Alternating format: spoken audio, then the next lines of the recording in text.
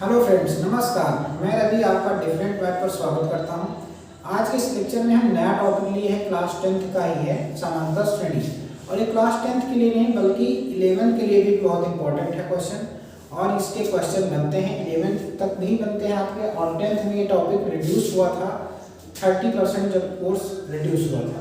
इस बार रिड्यूस नहीं होगा, तो इस बार आपको ये अरिथमेटिक प्रोग्रेशन पढ़ना पड़ेगा। तो आइए हम जानते हैं कि अरिथमेटिक प्रोग्रेशन यानी कि समांतर श्रेणी क्या होती है और इसके क्वेश्चन किस प्रकार से बनाए जाते हैं। तो सबसे पहली बात है, ये समांतर श्रेणी को थोड़ा सा हम डिस्कशन कर लें कि है क्या। जैसे मान लीजिए कि कोई व्यक्ति, जो एनसीईआरटी बुक में दिया हुआ है कि कोई व्यक्ति अगर 8,000 रुपए की नौकरी कर रहा है, 8,000 रुपए सैलरी पर मंथ उसे मिलती है, यानी कि मासिक आय उसकी क्या है 8,000 रुपये। और वार्षिक वृद्धि जो है, वार्षिक वृद्धि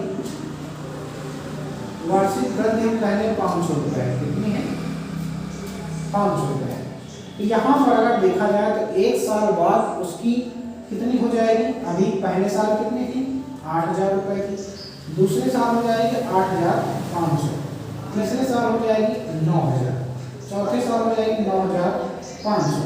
यहाँ पर एक क्रम बन रहा है, यहाँ पर एक क्रम बन रहा है, यानी कि 8,000 पहले आया, फिर उसके बाद 8,500 आया, फिर उसके बाद 9,000 आया, उसके बाद 9,500 आया। इसी तरह ये क्रम बढ़ता जाएगा, ये सीक्वेंस बढ़ता जाएगा।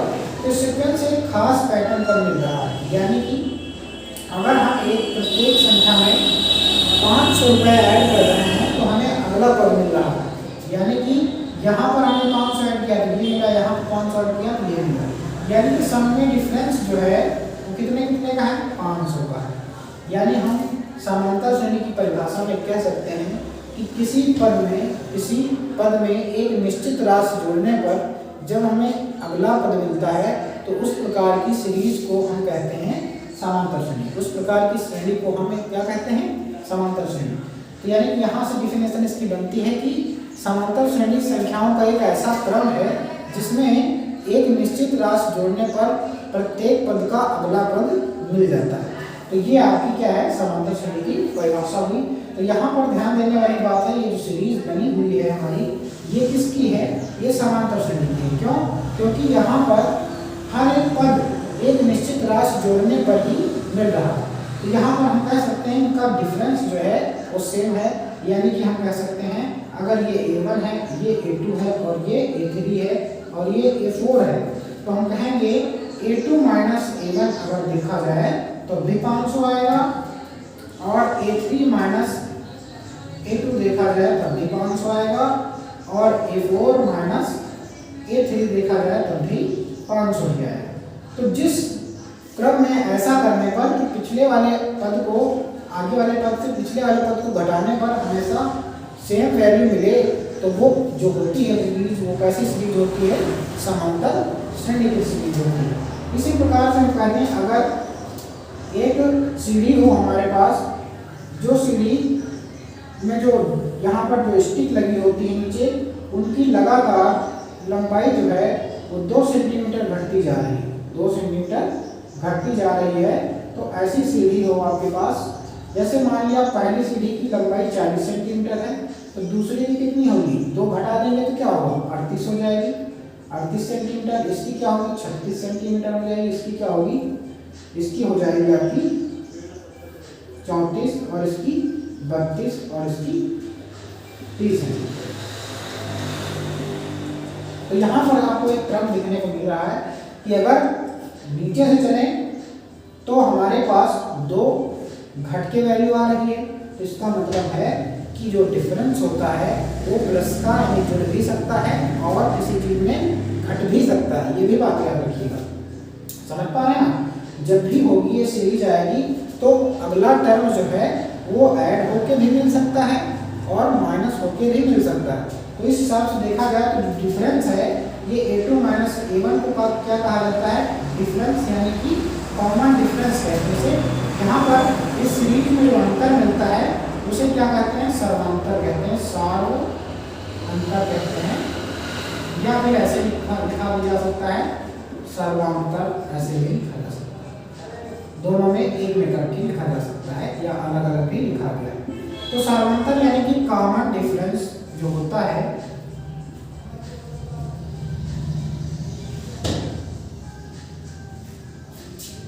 उसे ही डी कहते हैं आपको।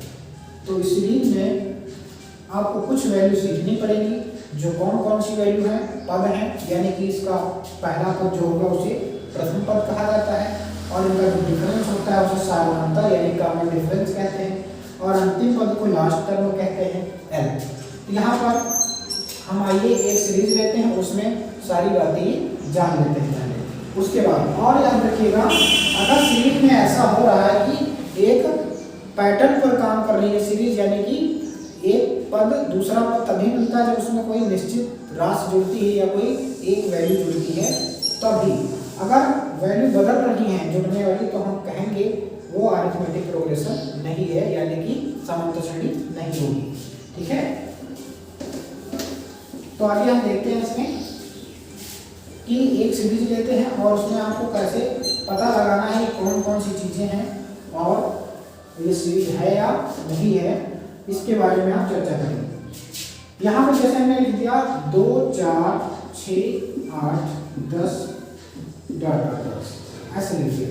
ठीक है, दो प्रकार की श्रेणियां होती है परिमित, एक श्रेणी होती है परिमित और एक होती है अपरिमित, यानी फाइनाइट सीरीज और इनफाइनाइट सीरीज।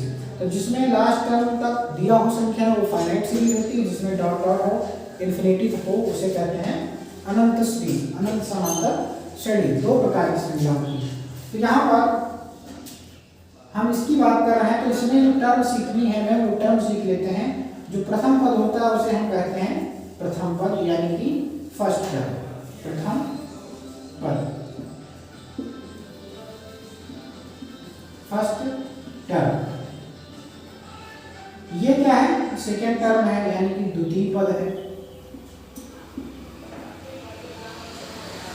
द्वितीय पद जो होगा सेकेंड टर्म हो जाएगा। तो यहाँ पर देखिए, इसको हम A1 कहेंगे, इसको A2 कहेंगे, इसको A3 और ये A4, ये A5, इसी तरह लगातार AN तक जा सकते हैं। तो यहाँ पर जो इनका अंतर होगा वो चेक करेंगे, तभी हमें समझ आएगा कि ये बात, ये जो सीरीज है वो कैसी है, समांतर श्रेणी में है या नहीं है। इनका अंतर देखें तो क्या कहेंगे, A2 माइनस A1 करें, अगर A2 माइनस A1 करें तो 4 में से क्या घटाएंगे, 4 में से 2 घटा दिया, 2 बचेगा। फिर 6 में से क्या करोगे, 6 में से 4 घटाओ तब भी 2 बच रहा है। 8 में से 6 घटाए तो तब भी 2 बच रहा है। यानी इसका कॉमन डिफरेंस जो संख्याओं का है, सीरीज का है, वो सेम है। इसका मतलब इनका अंतर सेम है, इनमें एक निश्चित राशि जोड़ने पर ही अगली संख्या मिल रही है। अर्थात ये सीरीज जो है कैसी है, ये अरिथमेटिक प्रोग्रेशन में है, यानी कि समांतर श्रेणी का पद है। ठीक है, तो आगे हम बात करते हैं कि इनमें और हम कैसे क्या निकालेंगे। तो सबसे पहले तो यही काम है, आपको सीरीज पहचानना है पहली एक्सरसाइज में कि कौन सी सीरीज ये है, समांतर श्रेणी है या भी नहीं। उसके बाद आपको निकालने कहेगा, पद निकालने के लिए कहेगा। जैसे यहाँ पर पांचवा पद आपसे पूछ लिया जाए, 1 2 3 4 5 10 है, छठवां पद आपसे पूछ ले, यहाँ पर कुछ नहीं है, तो ये पद कैसे निकालेंगे आप। तो दो तरीके हैं, चाहो तो कॉमन डिफरेंस ऐड करके लगा सकते हो, 10 2 12 हो जाएगा, या फिर फार्मूला भी लगा पाते हैं। जैसे प्रथम पद को A कहा जाता है, प्रथम पद को A कहते हैं, इसको प्रथम पद नाम दिया गया है। सर्वांतर जो है वो D होता है। तो यहाँ अगर हमें nth टर्म निकालनी है, यानी कि t for term nth term, तो सूत्र होता है इसका a plus n minus 1 into D होता है। ये सूत्र आपको याद रखना पड़ेगा। कौन सा, अगर nth टर्म आपको निकालनी है तो होता है a plus n minus 1 into D. जैसे यहाँ पर हमें कौन सी टर्म निकालनी है, कौन सा पद निकालना, छठा, तो हम T6 लिख देंगे। क्या लिख देंगे, T6 टर्म a क्या है इसमें, प्रथम पद 2 है, और प्लस लगाओ, n क्या है, यानी कि कौन सा पद निकालना आपको, 6, छठा पद, तो 6 लिख दिया हमने, माइनस 1, डी कितना है, 2 है, कॉमन डिफरेंस कितना है सब में, 2 है। तो इसका मतलब 2 प्लस यहाँ 5 इंटू 2, यहाँ हो जाएगा 5 गुना 10 और प्लस 2, तो क्या है आप देख सकते हैं 12 आया। तो T6 क्या आ गया आपके पास 12, ये बात समझ पाया। यहाँ पर हमें किसकी बात निकालनी है, छठा पद, तो 10 में 2 जोड़ेंगे 12 होगा, और इस प्रकार फार्मूले से भी हमने 12 ही निकाला है। तो आगे सीरीज में बढ़ते हैं और एक्सरसाइज पे चलते हैं। आपने सारी चीज़ें सीख ली होंगी थोड़ी बहुत जो कॉमन चीज़ें हैं, और हम आगे इसी क्वेश्चन कराते वक्त बता देंगे जहाँ पे जो जरूरत होगी, ठीक है।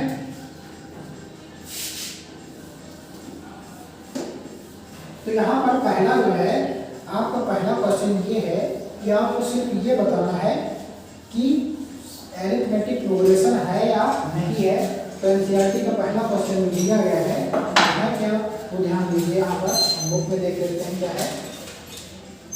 तो पहला क्वेश्चन जो दिया गया है एनसीईआरटी का, तो वो देखिए ये बुक एनसीईआरटी नहीं है, इसमें बहुत सारे क्वेश्चन अगर आप चाहें तो हम इसके भी क्वेश्चन करवा सकते हैं, ठीक है, ये भी याद रखिए।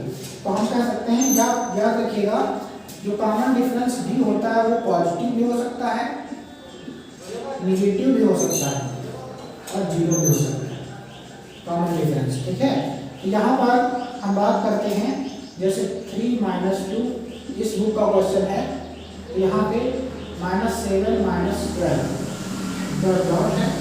अब बताना ये सीरीज समांतर श्रेणी है या नहीं है, और इसका प्रथम पद भी बताइए, सर्वांतर भी बताइए, ये कह रहा है, यानी ए भी बताना है और डी भी बताना है इसका। तो ए क्या होगा, ए तो पहला ही पद होता है 3, जो पहला पद है वही ए है। डिफरेंस कैसे निकालोगे, ये क्या है तो बेटा A2 है और ये A1 है, तो हम डी कैसे निकालते हैं, डी का सूत्र होता है A2 - A1। A2 कितना है, माइनस का 2 है, और A1 कितना है, प्लस का 3 है, लेकिन यहाँ पर माइनस लगा है तो माइनस लग जाएगा, अर्थात -2 - 3 माइनस का 5 हो गया। तो डी की वैल्यू क्या है, -5 है, ये बात समझिए। तो साथ में -5 जुड़ेगा तभी तो 12 होगा। इसमें भी देखा जाए तो D1 ये D2 कितना आएगा, इसमें भी -12 में से घटाना क्या है, माइनस का 7 घटाना है, तो -12 और माइनस प्लस का 7 घटेगा तो -5 इसमें दिया जाएगा। इसका मतलब जो डिफरेंस 2 है वो भी -5 ही है, तो दोनों का यानी सभी का डिफरेंस -5 आ रहा है। इसका मतलब ये जो सीरीज लिखी है वो किसमें होगी, समांतर श्रेणी सीरीज है, और इसमें जो निकाले के कह रहा था वो भी हमने निकाल दिया, ए कह रहा था और डी कह रहा था। चलिए आगे देखते हैं।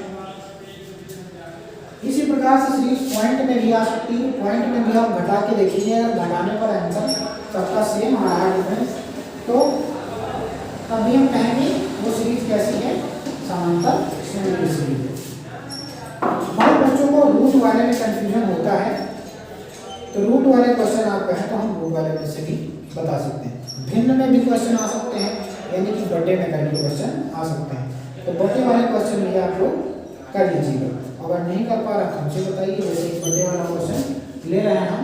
बटे वाला क्वेश्चन ये है कि 5 सही 1/2 कामा 9 सही 1/2 कामा 13 सही 1/2 कामा 17 सही 1/2। ये सीरीज बतानी है आपको, ये सीरीज जो है लिखी हुई जो है ये अरिथमेटिक प्रोग्रेशन है या नहीं है। सब सॉल्व कर लेते थोड़ा सा इसको पहले, और चाहे तो डायरेक्ट भी कर सकते हैं। तो इसको सॉल्व करेंगे तो यहाँ से क्या आएगा, देखिए ध्यान से, 5 गुना 10 11/2 आ जाएगा।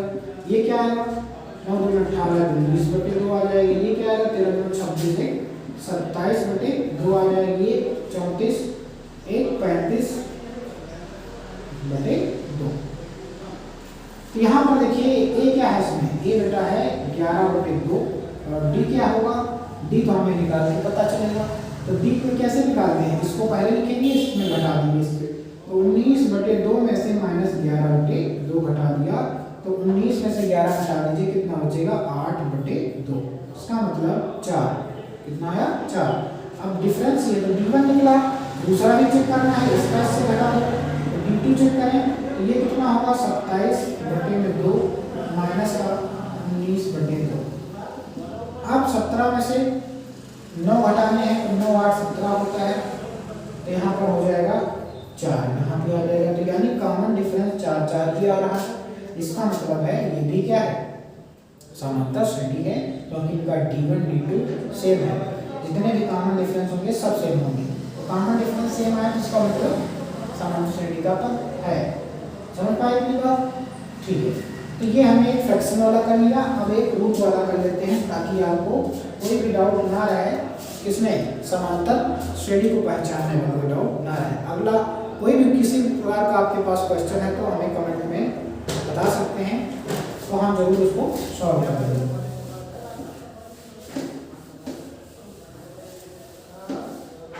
यहाँ पर रूट वाला अगर क्वेश्चन ले हम, तो रूट वाले क्वेश्चन में देखिए, जैसे √3 लिखा हुआ है और यहाँ लिखा हुआ है √12, यहाँ लिखा हुआ है √27, यहाँ लिखा हुआ है √48 डॉट डॉट। इसमें बताना क्या क्या है आपको, इसमें बताना है कि ये अरिथमेटिक प्रोग्रेशन में है या नहीं है, और बताना है इसके अगले वाले टर्म क्या होंगे, आगे के पद क्या होंगे, ये बताना है। तो चलो इसको थोड़ा सा सॉल्व कर लेते हैं। √3 और √3 पूरा प्रथम पद है, तो इसको भी √3 में बनाना है। तो 12 को कैसे लिखा जा सकता है, देखिए ना, √12 को हम ऐसे लिख सकते हैं क्या, 4 × 3 लिख सकते हैं, 4 3 12, 4 का √2 बाहर आ जाएगा और रूट में अंदर 3 बच जाएगा। इसी प्रकार से 27 को क्या लिख सकते हो आप, 27 को लिखा जा सकता है 9 × 3, यानी कि 9 का √3 बाहर आ जाएगा और रूट में 3 बचा रहेगा। इसी प्रकार 48 को क्या लिख सकते हैं, इसी प्रकार 48 को लिख सकते हैं, यहाँ पे 3 से भाग दीजिए, तो 3 × 3 और 3 तो 18, यानी कि 16 3 48 होता है, 16 का √4 हो जाएगा और रूट में 3। तो यानी इनकी वैल्यू को हम ऐसा ऐसा ऐसा लिख सकते हैं। यहाँ पर क्या लिखेंगे, 12 को लिख देंगे 2√3, इसको लिख देंगे 3√3, इसको लिख देंगे 4√3। ऐसे हमने कन्वर्ट कर लिया इस सीरीज को, ठीक है, ताकि √3 घटाने में आसानी रहे। तो ए इसमें क्या है, ए हमारा √3 हो जाएगा। अब डी निकालना है, D1 बराबर क्या होगा, 2√3 में से -√3 के लिए कितना बचा, 2√3 में से 1√3 जाएगा तो 1√3 बचेगा। D2 देख लीजिए, अगर हम इससे इसको घटाएं, 3√3 में से -2√3 घटाएं तब भी √3 बचेगा। इसमें से इसको घटाओ तो D3 और देखिए हम यहाँ पर 4√3 -3√3, तब भी क्या बचेगा हमारे पास, √3, यानी कॉमन डिफरेंस सेम आ रहा है। इसका मतलब ये सीरीज भी क्या है, ये सीरीज भी हमारी जो है वो समांतर श्रेणी में है। अगला पद अगर निकालना तो आप कह सकते हैं 5√3 आएगा, उसके बाद अगला पद 6√3 आएगा, √3 ऐड करते चले जाएंगे। अगर इसको और कन्वर्ट करना चाहते हैं, 25 × 75 आ जाएगा, इसमें 36 × गुणा कर लेना, उतना आ जाएगा। ठीक है, इतनी बात आप समझ गए। हमने एक सीरीज आपकी रूट वाली भी लेकर आपको बता दी। रूट वाले में कन्फ्यूजन बच्चे रहते हैं कि कैसे करें।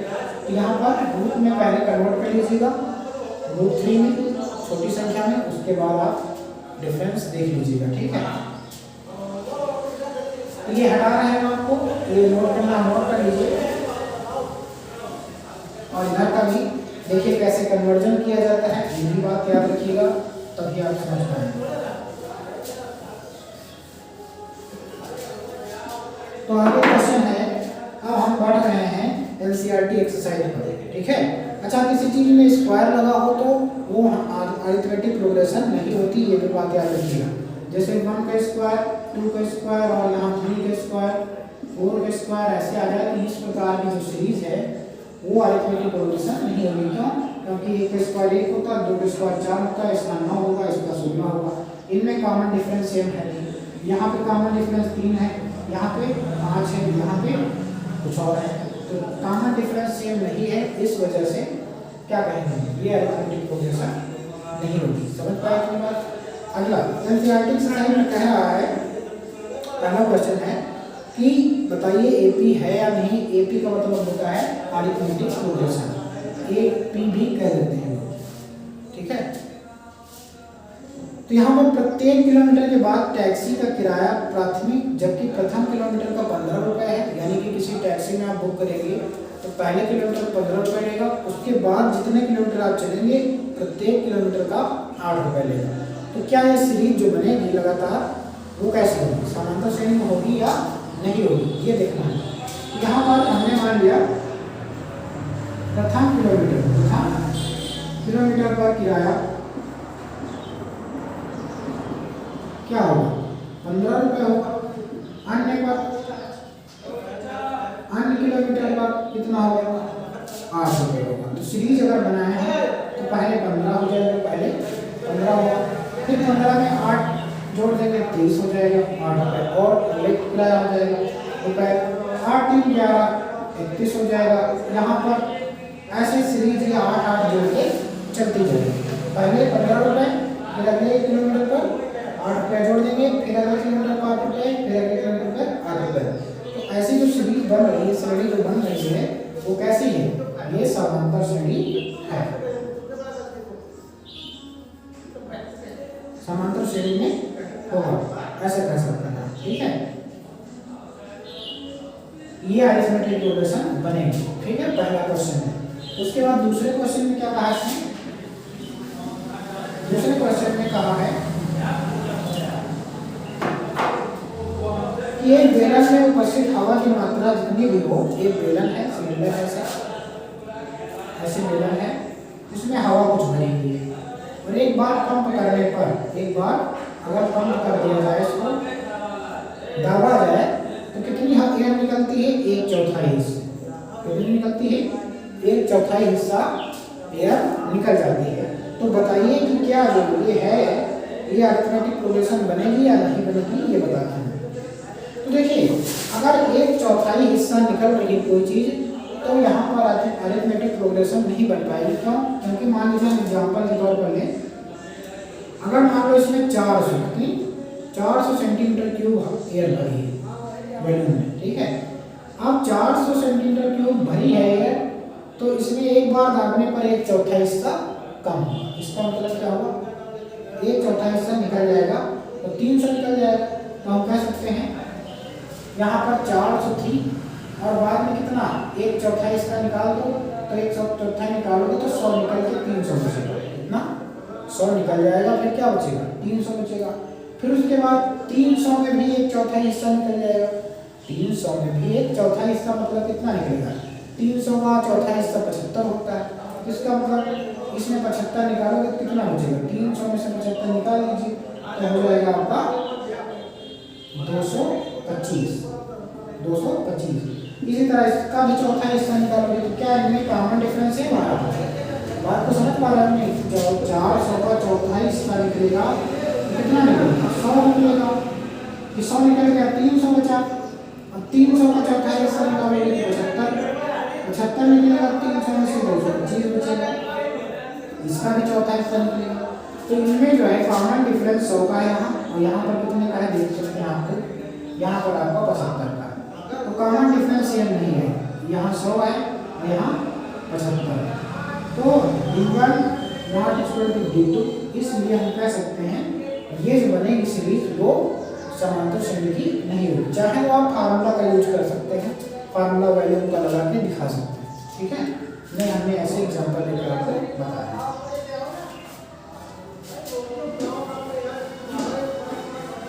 देखिए, एक ही तभी होगी जब कॉमन डिफरेंस सबका सेम होगा। अगला है कि प्रत्येक मीटर की खुदाई के बाद एक कुआं खोदने में आई लागत, जो कि प्रथम मीटर की खुदाई 150 है, और प्रत्येक मीटर की खुदाई के लिए अन्य जो लागत बढ़ती है वो है 50 रुपये बढ़ जाती है। मतलब ये है, पहली बार जो 1 मीटर का गड्ढा खोदा जाएगा उसमें 150 रुपये लगेंगे, बाद में 50-50 रुपये बढ़ते चले जाएंगे। तो बात सही है। तो अगर पहले 150 लिया, बाद में 1 मीटर और खोदा तो कितना हो जाएगा, 200 रुपये, फिर 250 हो जाएगी, फिर 300 हो जाएगी। ऐसे करते करते यहाँ पर देखो 50 का अंतर, यहाँ पर भी 50 का अंतर, यहाँ पर भी 50 का अंतर। कॉमन डिफरेंस सबका सेम है, अर्थात ये भी क्या होगा, अरिथमेटिक प्रोग्रेशन में हो जाएगा, ठीक है। इसी प्रकार क्वेश्चन एनसीईआरटी में दिए हुए हैं कि एक खाता है जिसमें कुछ राशि जमा की जाती है, कितनी राशि, 10,000 रुपये। कितनी राशि, जमा की गई और कहा गया उस पर 8% कितनी दर है 8% का चक्रवृद्धि ब्याज लगता है। तो बताइए कि चक्रवृद्धि ब्याज पर जो जमा राशि है वो क्या अरिथमेटिक प्रोग्रेशन में है। देखिए कंपाउंड इंटरेस्ट जो भी होता है, जो चक्रवृद्धि ब्याज होता है वो ब्याज पे ब्याज लगता जाता है, तो कभी भी वो सेम कॉमन डिफरेंस में नहीं आएगा। इसलिए हम ये क्वेश्चन को क्या कहेंगे, ये क्वेश्चन अरिथमेटिक प्रोग्रेशन में नहीं है। क्योंकि अगर यहाँ से देखें हम तो कितना है यहाँ पर 10,000 है। सूत्र आपको पता होना चाहिए अरिथमेटिक 1 प्लस दर जितनी होती है नीचे 100 लिख दिया जाता है। ये पहले साल का है। दूसरे साल में क्या हो जाएगा, दूसरे साल में 10,000 1 प्लस 8/100 स्क्वायर हो जाएगा, तीसरे साल क्यूब हो जाएगा। तो ये जो वैल्यू आएंगी उनमें कॉमन डिफरेंस सेम नहीं आएगा। आप सॉल्व करके देख लीजिएगा। तो यहाँ पे कॉमन डिफरेंस सेम नहीं आएगा तो ये भी क्या नहीं होगी, कंपाउंड इंटरेस्ट जो होता है वो अरिथमेटिक प्रोग्रेशन में नहीं काम करता है, यानी कि अरिथमेटिक प्रोग्रेशन से हटता है, ये समान अंतर नहीं देता है। इसीलिए जब भी कोई राशि जमा की जाती है तो उसमें कंपाउंड इंटरेस्ट लगता है तो ज़्यादा अच्छा ब्याज लगता है, क्योंकि वो सेम ब्याज नहीं देता है, ब्याज पर ब्याज नहीं देता है। तो यहाँ पर आगे है दी हुई व्यक्ति के प्रथम 4 पद लिखिए, जबकि प्रथम पद ए सर्वांतर डी दिया हुआ है। आपको ए दे दिया है और इनका डी दे दिया है। क्या दे दिया है, ए दे दिया है और डी दे देता है। आपको 4 पद लिखने हैं, 4 टर्म्स लिखने हैं, ध्यान दीजिएगा। तो यहाँ पर देखिए तो ए जो है वो है 10 और डी जो है वो भी है 10। जो कॉमन सीरीज है, इसकी जो समांतर श्रेणी की कॉमन सीरीज है वो क्या है, वो है ए प्लस डी, ए प्लस 2डी और ए प्लस 3डी।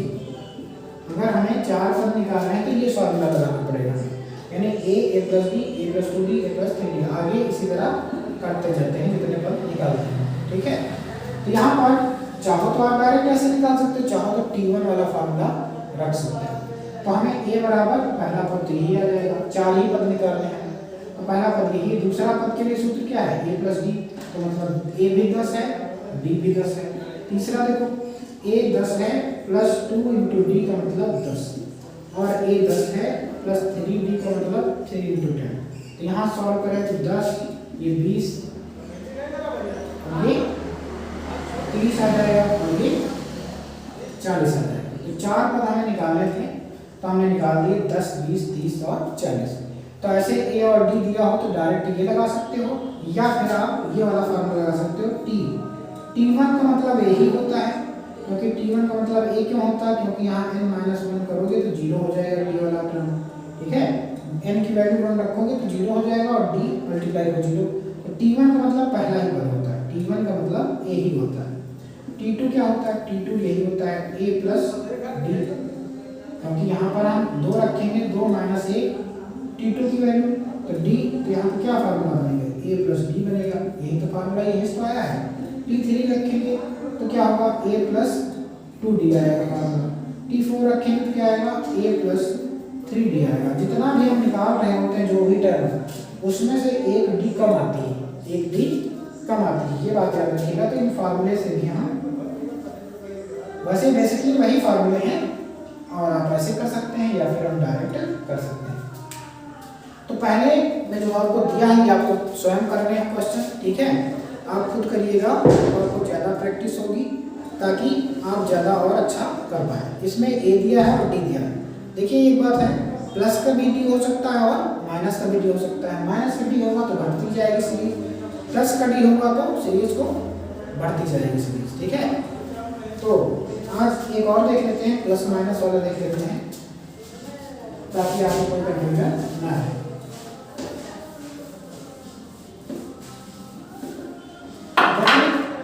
एक में दिया है a की वैल्यू 4 है, a की वैल्यू 4 है, d की वैल्यू है -3। क्या है, -3। अब आपको बताने हैं 4 टर्म, इसके 4 टर्म बताने हैं। तो हम जानते हैं T1 क्या होता है, T1 जो होता है वो तो a ही होता है, तो a की वैल्यू 4 है, तो पहला पद जो है वो 4 हो जाएगा।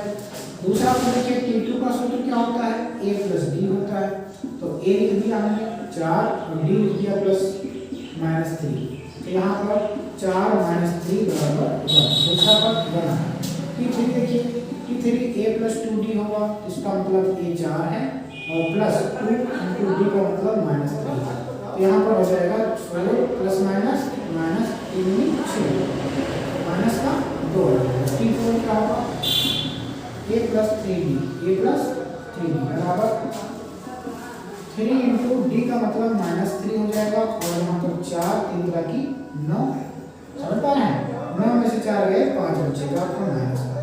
तो जो सीरीज आ रही है वो कौन सी है, देखिए 4 आई फिर 1 आई और ये माइनस 2 फिर माइनस 5, इस प्रकार की सीरीज बन रही है और जो कि कैसी है, ये एपी सीरीज है, यानी कि एपी श्रेणी है अरिथमेटिक प्रोग्रेशन में है।